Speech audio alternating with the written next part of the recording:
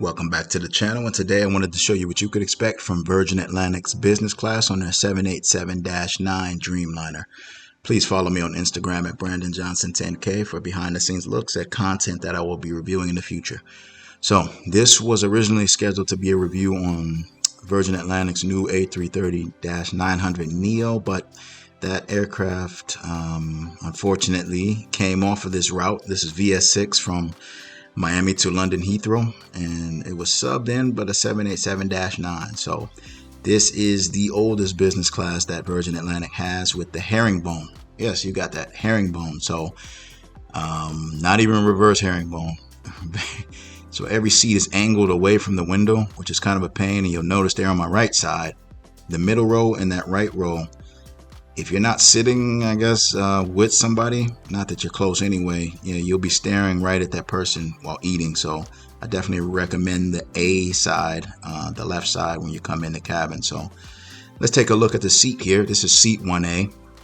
And you see, again, this is slanted towards that. So while you don't really have a footwell issue, to me, the issue with this seat is that if you're kind of taller, I'm 5'11", but you kind of have to bend your knees when you're out there, or else your feet are going to be in the aisle.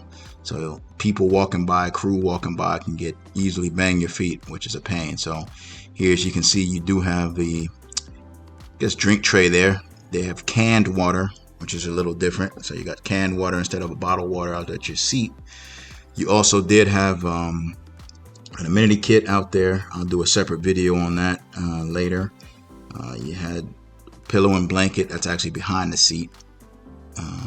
This thing here, this does come up, so this does act as an armrest. I just couldn't get it up while I was filming this, unfortunately, but it does come up to act as an armrest there on your left side. You do have a charging port down there, kind of in an odd place. Yeah, you have to excuse the dark tint of the cabin there. In-flight entertainment screen. So this pops out like so. You turn this and push it towards you. So again, this is different from any seat I've seen. I think these seats were installed in 2003, and they're similar to what Air New Zealand uses on aircraft. So a little bit outdated there. So there's the mechanism there to turn this into a bed, which needs to be done by the crew. There, as you can see, the right side here, you got an armrest. You got basic seat controls, so you can slide the seat and recline it just slightly, but again, kind of similar in that you really need the crew to make the bed in lie flat position. You do have individual air vents. Unfortunately, the windows were locked.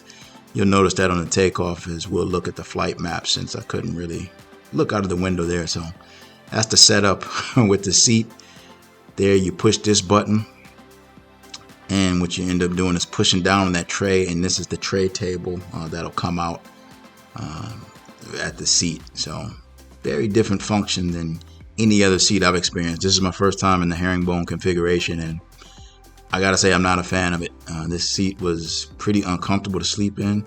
It's kind of sloped down, so I'm not gonna say it feels like you're sliding, but it doesn't feel completely lie flat. So I'd say it's really angle flat, and here's what it looks like in the lie flat position there. So it kind of has that coffin like feel to it when you're sleeping in there in the lie flat position. So you did get headphones as well. Headphones were okay, and you got the bedding here. So you did have a mattress cover, bed, blanket, and a pillow. Again, this was behind the seat, so storage wise at the seat, not really a lot of storage. I guess you do have the area behind the seat, and there's also an area above the in-flight entertainment screen to the left there at seat 1A. You do have pajamas. I'll do a separate video on that later. And pre-departure beverages were offered. They had the sparkling wine with rhubarb and tonic, which is a signature for Virgin Atlantic. So I'm going to leave you with the takeoff, and I will be back with the rest of this flight.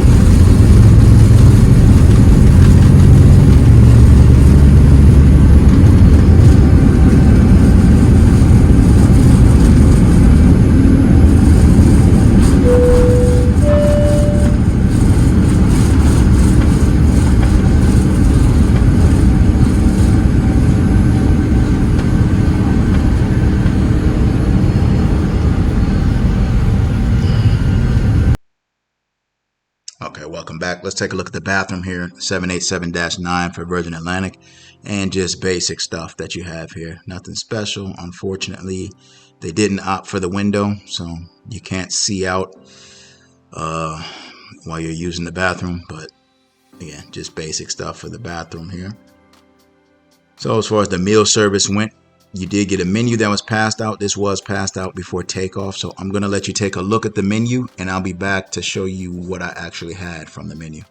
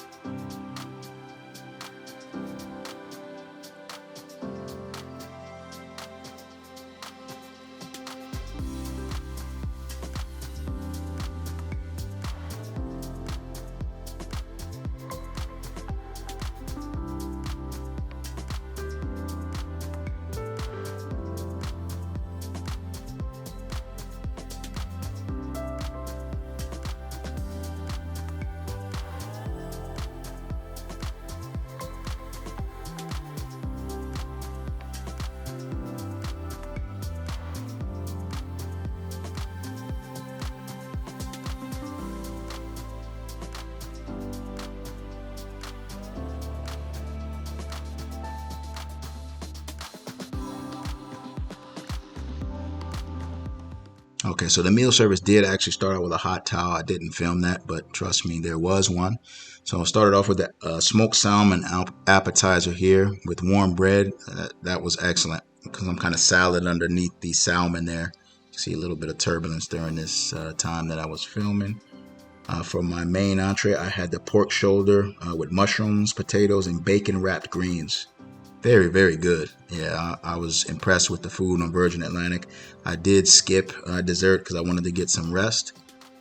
And you have the airplane salt and pepper shakers, which I was actually encouraged to take that with me. I didn't though. But breakfast here, you got the cinnamon roll, you got fresh fruit, and a full English breakfast, which that was very good. So gotta have the full English breakfast if you're going to be flying on Virgin Atlantic or British Airways. And this was from the nighttime portion. So they do have the bar here. Virgin Atlantic does like and encourage you to go to their social spaces. This was the Gold Wing cocktail, which was very good, very smooth whiskey.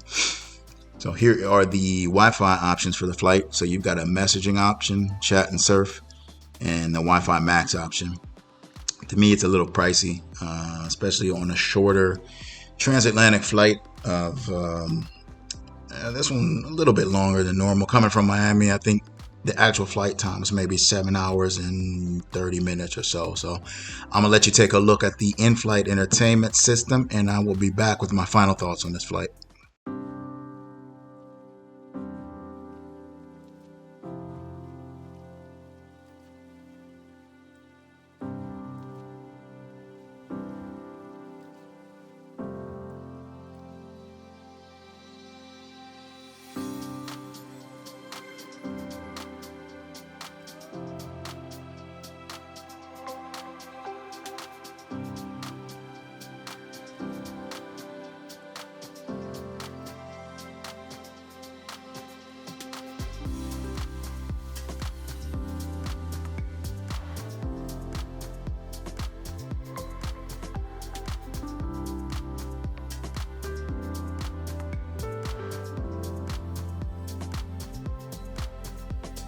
Okay, welcome back. So I wanted to give you my final thoughts on this flight.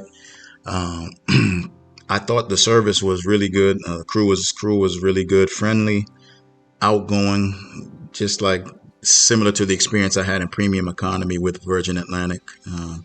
The seat, unfortunately, very outdated. Again, I was originally scheduled to be flying on the new A330neo with Virgin Atlantic, and I wanted to try the retreat suites. But since that got subbed, no dice on that. So this seat really wasn't comfortable to sleep in. Really felt like it was sloped down while in the lie flat position. So I'm going to argue it's not say closer to, but it feels like more of an angle flat seat, although fairly close to lie flat. Food was very good, and it is nice to me that Virgin has and encourages the use of its public spaces. So on the 787-9, you've got the bar that you can go up to have a drink. They've got 3 stools there. So really, the service and the food made up for the old and uncomfortable seat. So just something to keep in mind if you do have Virgin in your plans in business class in their 787-9. So that was my experience with it. As always, I do appreciate you watching. Please hit the like button, subscribe to the channel if you haven't already, and share this with a friend. Thank you.